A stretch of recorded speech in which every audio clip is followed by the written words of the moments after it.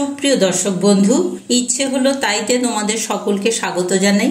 আজ আমি তোমাদের একটা উপাদেয় খাবার করে দেখাবো, যার নাম আমরা বলি আনন্দ নাড়ু।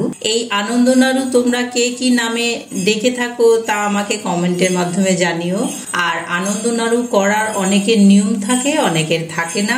যাদের নিয়ম নেই তারা যে কোনো একটা উপাদান এর থেকে বাদ দিয়ে করতে পারো। তা আমি আজকে চালের গুঁড়ো ছাড়া করে দেখাবো, সেইটাই আজকে তোমরা করতে পারো সকলে। আমি প্রথমে একটা পাত্র নিয়ে নিয়েছি, তাতে আমি এই 1 কাপের মতন কাঁচা তিল ঝেড়ে বেছে নিয়েছি, সাদা তিল শুকনো।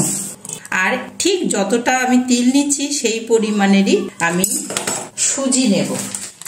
আমি এই আনন্দ নাড়ুটা সুজি দিয়েই করব, এতে আমি কোনো রকম চালের গুঁড়ো দেব না।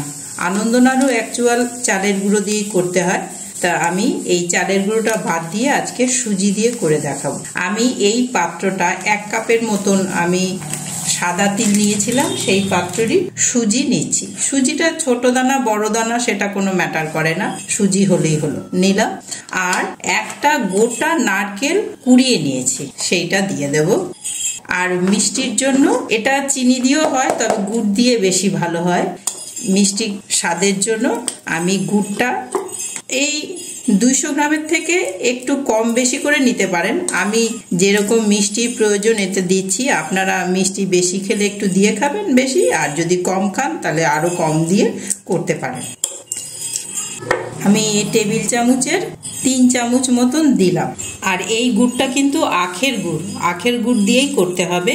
এবার এটা মেখে নিতে হবে, সুন্দর করে এটা মেখে নিতে হবে। একদমই জল বা দুধের প্রয়োজন নেই, এই গুড়ের জলেই মাখা হয়ে যাবে। প্রয়োজনে আরেকটু গুড় দেওয়া যেতে পারে। খুব সুন্দর করে এইভাবে মেখে নিতে হবে। আমি আর 1 চামচ মতন গুড় নিয়ে নিয়েছি। আর ভালো বাইন্ডিং হওয়ার জন্য আমি নর্মাল আটা নিয়ে নিচ্ছি, গমের আটা, লাল আটা দিয়ে এবার ভালো করে মাখবো। মাখা হয়ে গেছে। এইবার আমি এই 10-15 মিনিটের মতন ঢেকে রেস্টে রেখে দেব। যেহেতু সুজি দিয়েছি, এখন যেই রকম অবস্থায় আছে 10-15 মিনিট পর আরো টাইট হয়ে যাবে।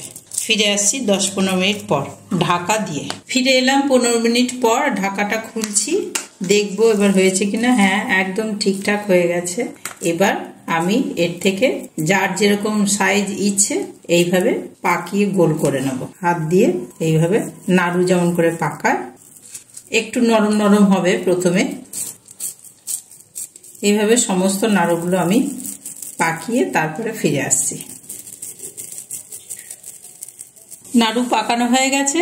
এবার এগুলো তেলে ভেজে নেব, রিফাইন তেলে ভেজে নিচ্ছি। নাড়ুগুলো পাক দেওয়ার আগে যেটাতে পাক দিয়ে রাখবো, যেই পাত্রটা, তাতে একটু আটা ছড়িয়ে নিয়েছি, তাহলে কি হবে, লেগে যাবে না।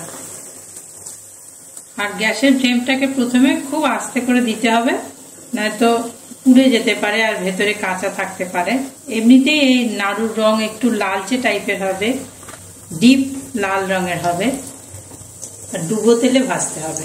এই অবস্থায় নাড়ালে ভেঙে যাবে, একটু পরে নাড়াতে হবে। আর গ্যাসের ফ্লেমটাকে হাই করে দিয়ে একটু পরে আবার সিম করে দিতে হবে। এইভাবে সমস্ত নাড়ুগুলো আমি ভেজে অন্য একটা পাত্রে নামিয়ে রেখেছি। আপনারা এইভাবে করে দেখবেন, খেতে সত্যি খুব ভালো লাগে। আর গোটা ভিডিওটা আমার সাথে থেকে দেখলেন বলে আপনাদের সকলকে অশেষ ধন্যবাদ জানাই। আর নতুন বন্ধু সাবস্ক্রাইব করে আমার পাশে থাকবেন, আর লাইক করবেন, কমেন্ট দিয়ে জানাবেন। আজকের মতন আসি, তাহলে দেখা হবে পরের ভিডিওতে।